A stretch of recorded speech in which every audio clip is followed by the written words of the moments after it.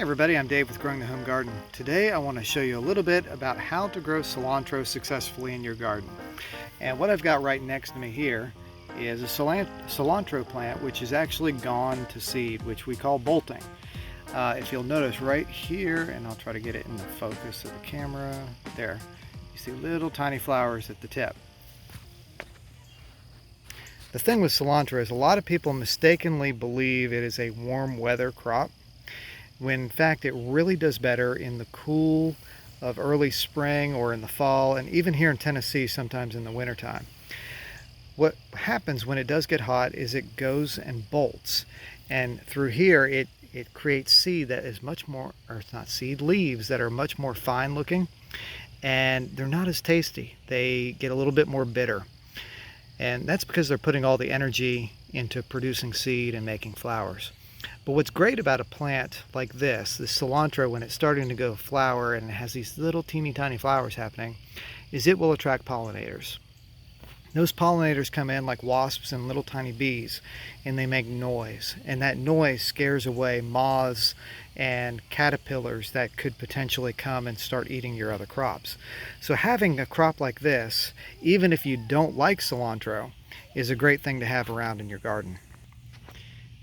When it's edible, cilantro looks just like this right here. Okay, you see a wider kind of leaf than what I just showed you.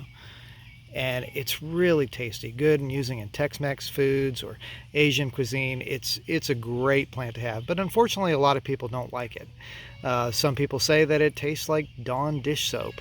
I don't really think that, but to each his own. And if you don't like it, that's okay. It's still a valuable plant to put in because it can be used for your pollinators. In order to keep your cilantro crop steady throughout the summer, what you have to do is succession plant. And that's where you take the seed and you plant it about every 2 weeks. That way you have something at every time of the year that is always able to be picked. And so here I've got that cilantro that's turning into flowers and seeds eventually, but I have these other cilantro plants growing down there that I just showed you. Now those plants, they're a little smaller than I would eat, but what I can go ahead and start doing is picking off a couple leaves here and there just to season some foods and things like that.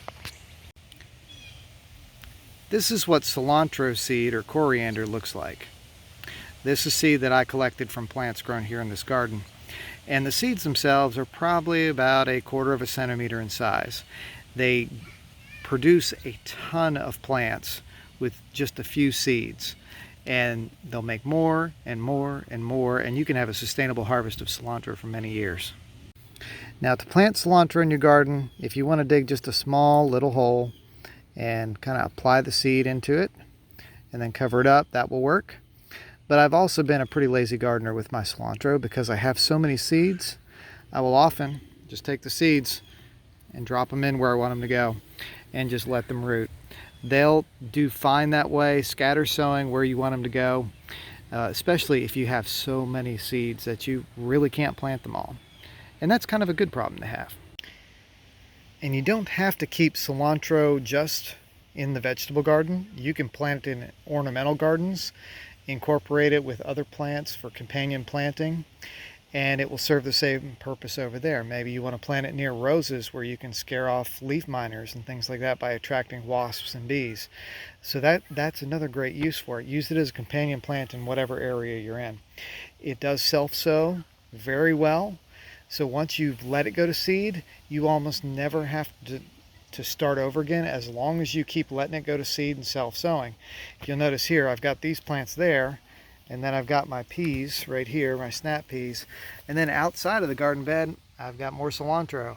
And I've got more cilantro over here. So it will go all over the place if you let it. And it's not that it's weedy, but you can pull those weeds out at any point in time if you want to. So thanks for watching this video. I hope you enjoyed it and learned something about growing cilantro. If you don't mind, hit the like button. Don't forget to subscribe. And you can visit my blog at growingthehomegarden.com, where I share all kinds of different tips and information from vegetable gardens to plant propagation. So anyway, until next time, look forward to talking to you again about more garden stuff.